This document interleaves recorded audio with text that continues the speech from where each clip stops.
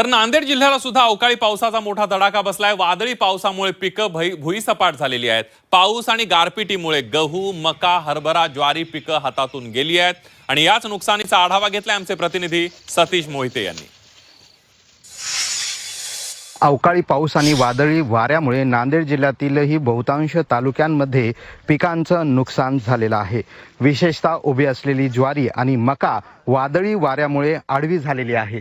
सोबतच काढून ठेवलेला गहू आणि इतर पिकांचं नुकसान झालेलं आहे। फळबागांनाही या वादळी वाऱ्याचा मोठा फटका बसलेला आहे। आपण सध्या आहोत नांदेड तालुक्यातील नांदुसा आणि कामठा या शिवारात। या कामठा शिवारातील जी ज्वारी आहे या ज्वारीचंही मोठ्या प्रमाणात नुकसान झालेलं आहे। पूर्ण पीक जे आहे ते आडवं झालेलं आहे। आपल्यासोबत शेतकरी आहेत।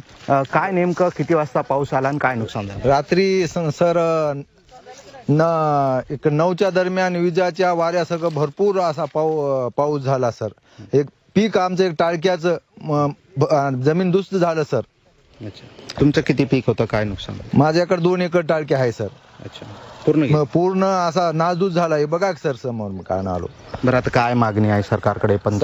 सरकारला मागणी का तेच मदत करावं सरकारला, शेतकऱ्याच्या पाठीशी मागं राहावं हीच आमची शेतकऱ्याची विनंती आहे सर। दुसरं काही नाही सर, एवढंच मी कारण बघा आता तोंडाला आलेला शेतकऱ्यांचा घास या अवकाळी पावसाने आणि वादळी वाऱ्याने हिसकावून घेतलेला आहे। त्यामुळे तात्काळ पंचनामे करून शेतकऱ्यांना दिलासा देण्याची मागणी करण्यात येत आहे। सतीश मोहिते, झी 24 तास, नांदुसा।